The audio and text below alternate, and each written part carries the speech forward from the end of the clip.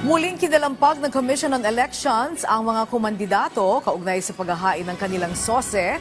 Samantala, paghahanda para sa barangay at sanggunian election sa Disyembre, tinututukan na rin.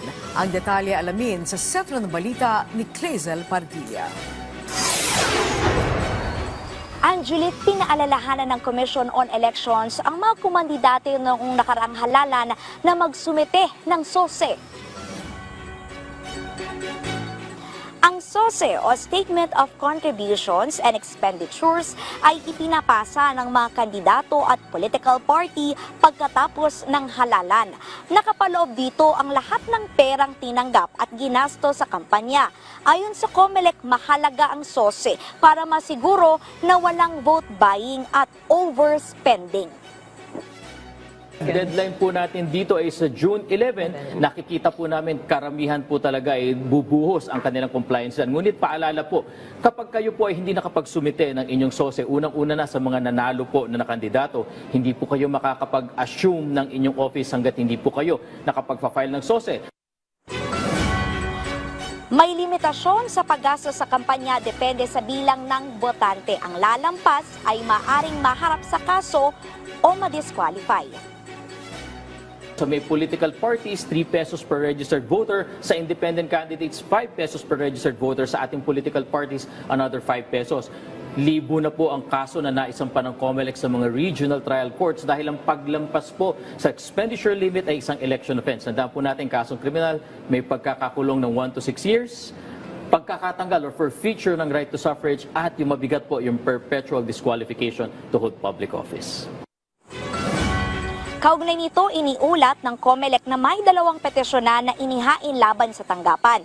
Kabilang ang petisyon sa Korte Suprema na laban o kaugnay kaya Duterte Youth Chairman Ronald Cardema matapos suspindihin ng COMELEC ang kanilang proklamasyon. Humiling ng temporary restraining order at writ of preliminary mandatory injunction si Cardema dahil umano sa pagmamalabis at pang-aabuso ng COMELEC. Panalo ng 3 upuan sa ika-20 Kongreso ang naturang party list at pumapangalawa sa party list elections.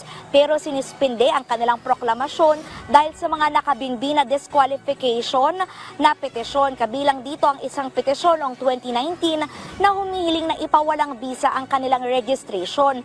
34 years old na kasi sa Cardema noong 2019 nang isumite bilang unang nominado ng Duterte Youth. Pinalagan ito noon dahil dapat ay hindi higit sa 30 years old ang mga nominado ng youth sector party list. Kasama rin ang reklamo ng red tagging, bullying at harassment umano ng grupo. Ito po ay pinagsama at nakita po ng National Board na merong mabigat na dahilan na pansamantala suspindihin ang kanilang proclamation. Inuulit po namin, hindi ito po pagbabaliwala sa boto, hindi sinasabi na sila natalo, ngunit pansamantala hanggat hindi na-resolba ang mga kasong ito, sinuspindi lamang ang kanilang proclamation. Ipinaliwanag din ng COMELEC ang formula na itinakda ng Korte Suprema sa ilalim ng 2009 Banat versus COMELEC decision sa pagbibilang ng pwesto ng party list sa Kongreso. Lahat ng party list na nakakuha ng 2% o higit pa ng kabuang party list votes ay otomatikong binibigyan ng isang seat.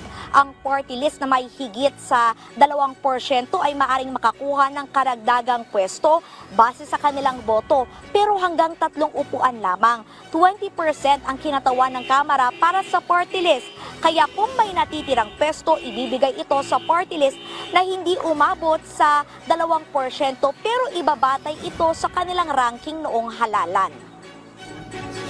Meron pala na talagang total number of party list votes at yun yung ginamit sa pag-compute. Meron din po kami mga kinakaharap na question ngayon na sinasabi dapat daw hindi lang 63, dapat daw 64, dapat daw iniba yung computation. Sa amin po kasi sa COMELEC, wini-welcome po namin ito. Sana dumating din sa punto na magkaroon na ng amendment sa Republic Act 7941. Nang sa gayon, hindi na po ang Korte Suprema ang gumagawa ng formula, kundi ang mismong batas na ang magsasabi paano ba talaga ang distribution.